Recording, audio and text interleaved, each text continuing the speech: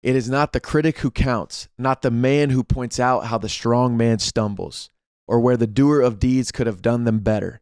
The credit belongs to the man who is actually in the arena, whose face is marred by dust and blood and sweat, who strives valiantly, who errs, who comes short again and again, who spends himself in a worthy cause, who at the best knows in the end the triumph of high achievement, and at the worst, if he fails while daring greatly, so that his place shall never be with those cold and timid souls who neither know victory or defeat.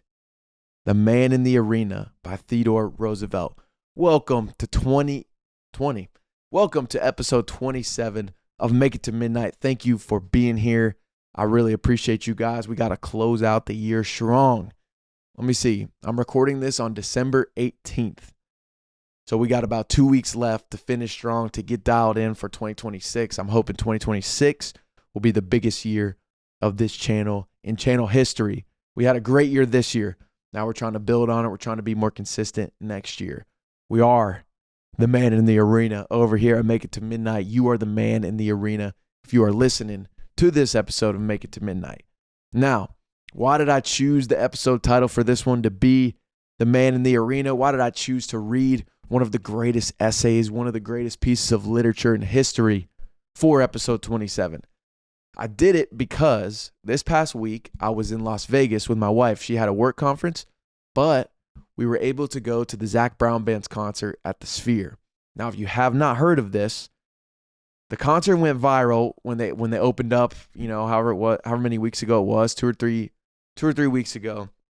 They went viral because there's a video of this massive skeleton inside the Sphere, which, by the way, if you have not been to the Sphere and you have the ability to go to the Sphere, do it, because it is one of the coolest concert experiences, visual experiences you will ever experience in your life. It was truly incredible. I got to get back.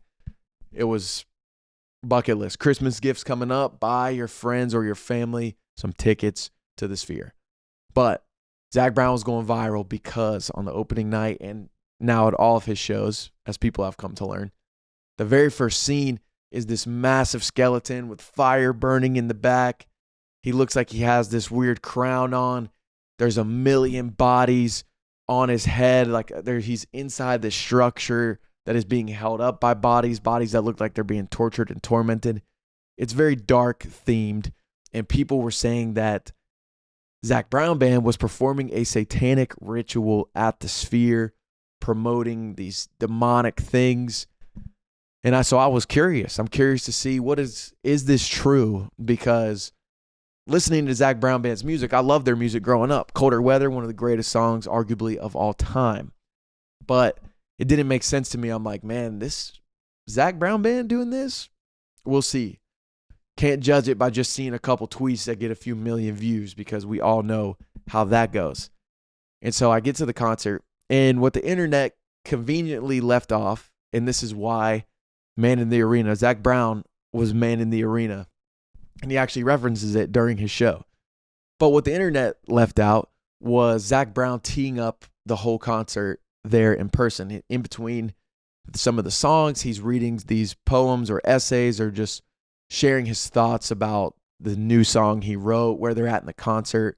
The concert is a story of Zac Brown going from his childhood to where he is now, and the things he had to overcome, especially the hatred inside of his own heart. And he chose this opening scene because growing up, he shared a story where he would lay in his bed and he would hold a knife close to his chest because he could hear his stepdad and his mom fighting, and it was abusive relationships. If you don't know anything about Zac Brown's childhood, he was in and out of some of these women's shelters, kind of homeless for a little bit, ultimately finds music, but very tortured, struggled childhood. And he shares that, and he says, it felt like hell as a kid sometimes. And that's exactly what he's depicting on the screen behind him, those internal feelings that he's having. And luckily, I don't have that experience growing up of having to feel like I need to sleep or just stay with a knife on me as a young teenager or a preteen. But it makes sense when he explains it. I can't imagine how scary it must have been. But the internet conveniently left that out.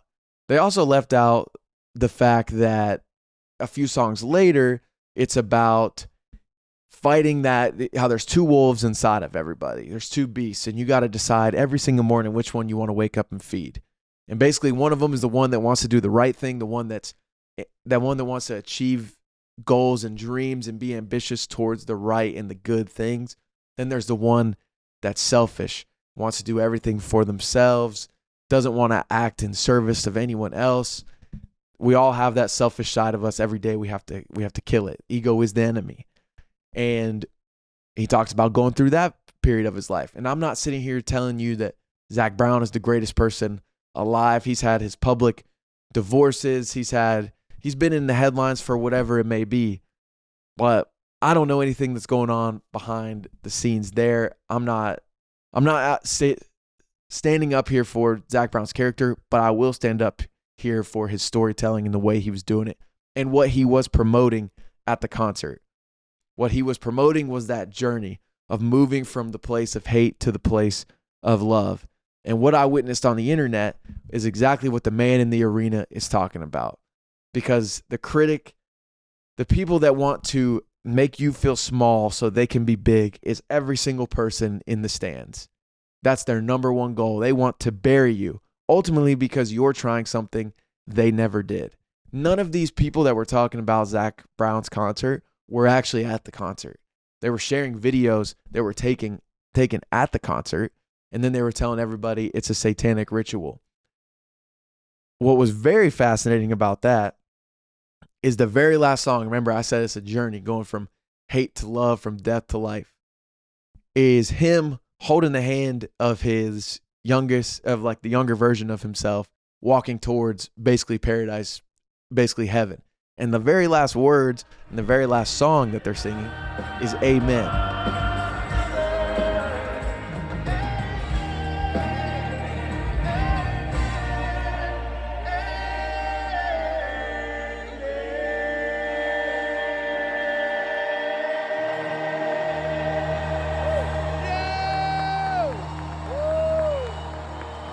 And in that song, they're thanking God, they're praising God for getting them through the hard times.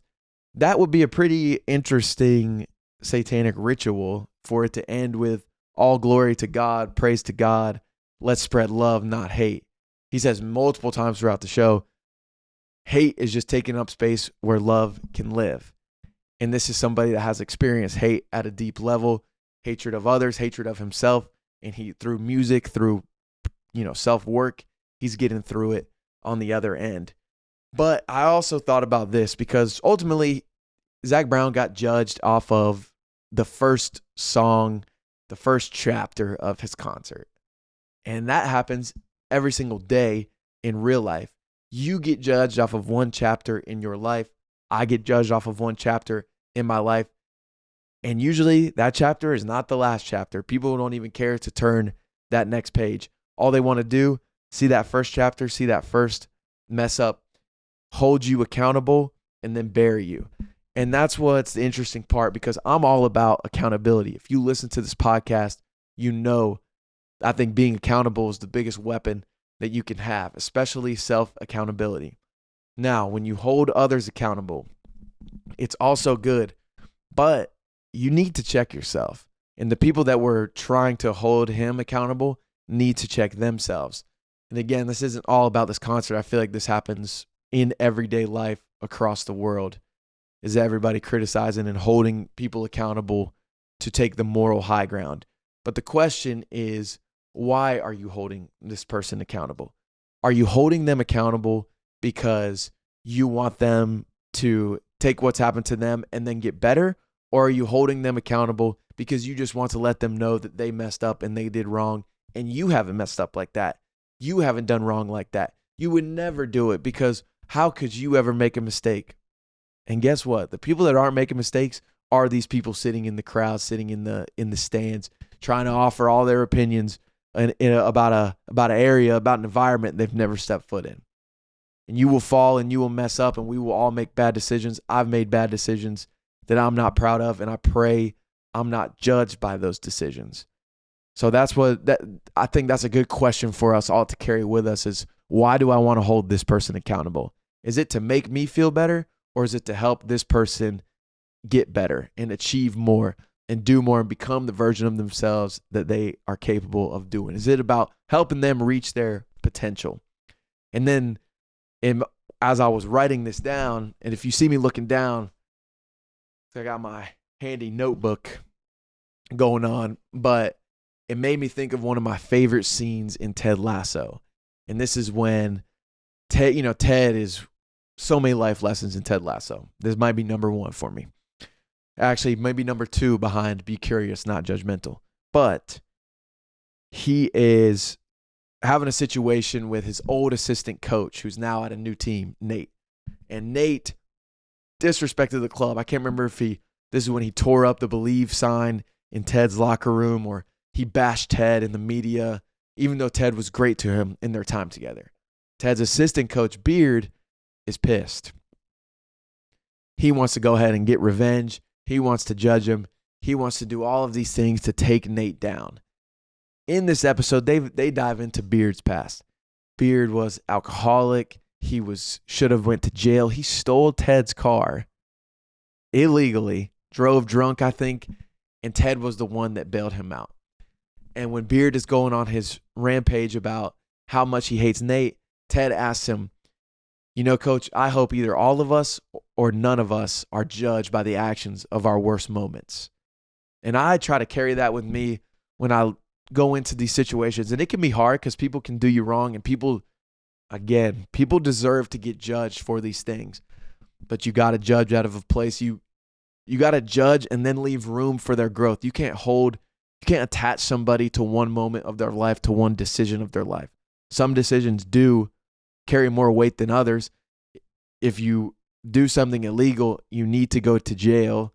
If I don't need to explain that part of it. Y'all know where I'm coming from. This is to Make It to Midnight family. Y'all know where I'm coming from. But it's something great to carry in when you're judging someone.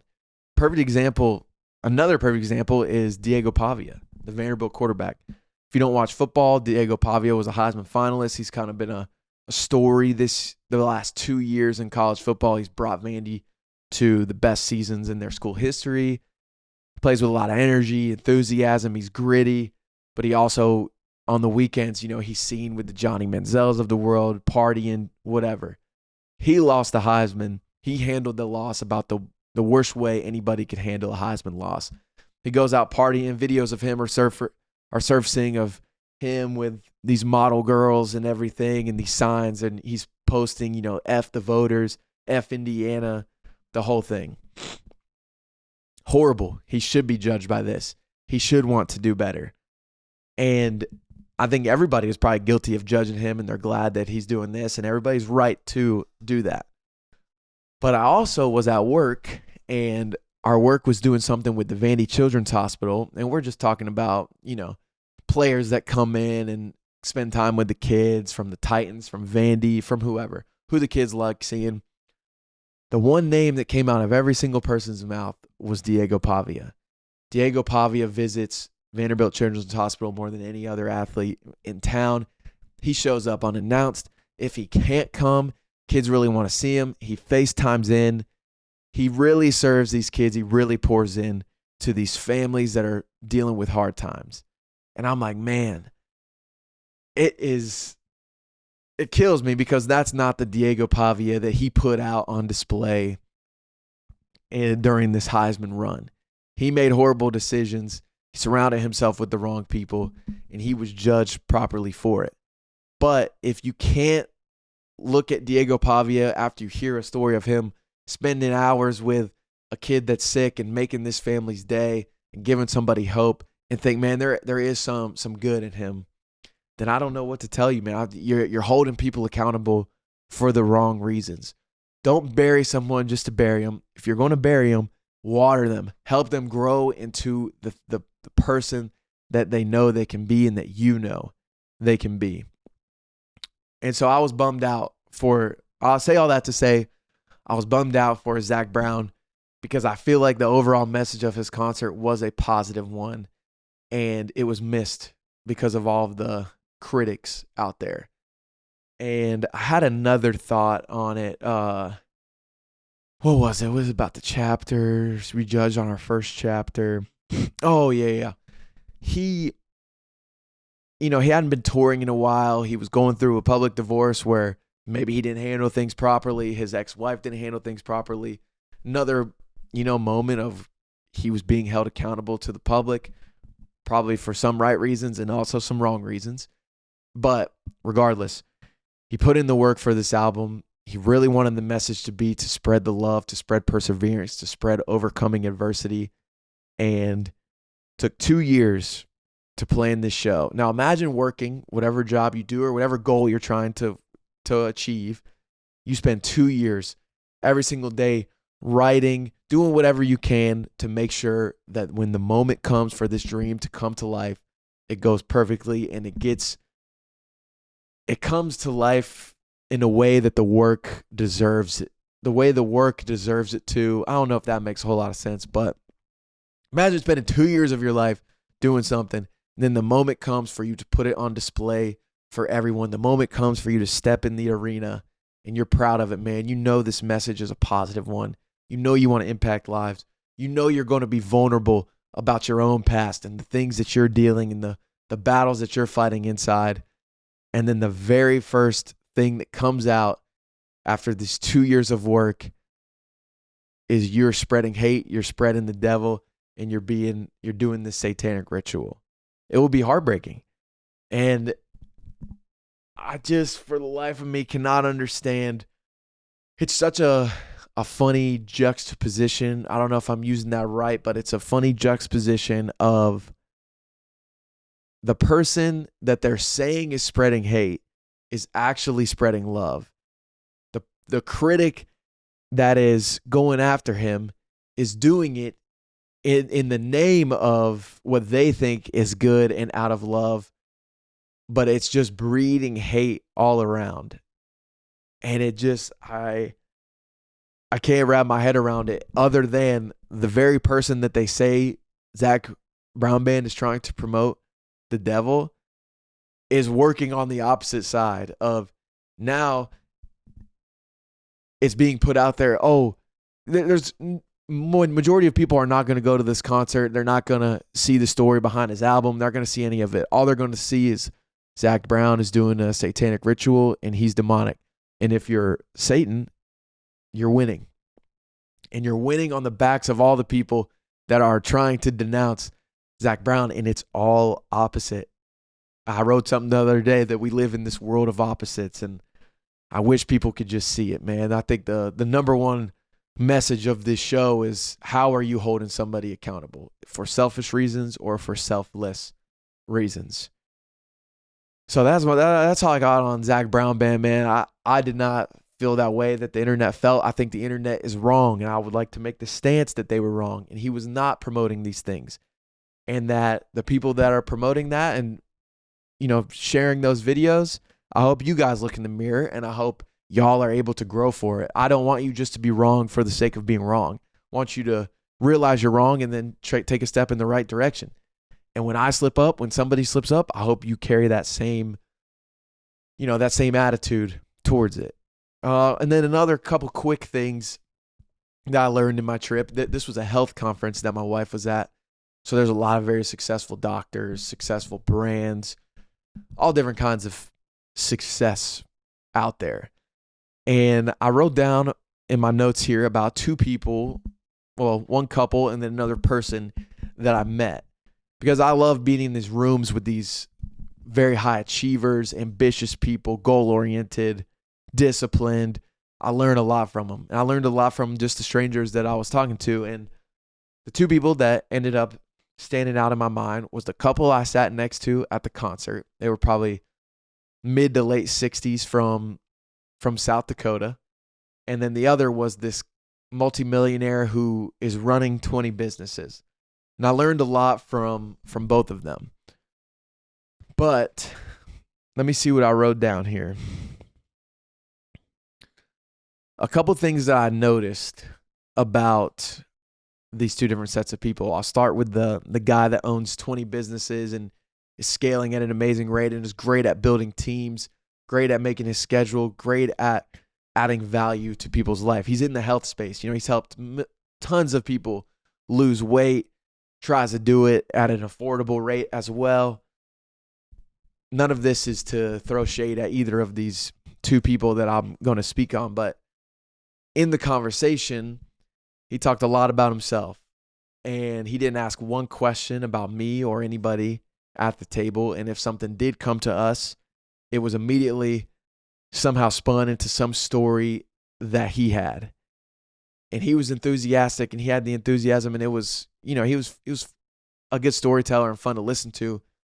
But everything was about him and these businesses, and I was turned off by it. But then he starts talking about his son. They only have one son.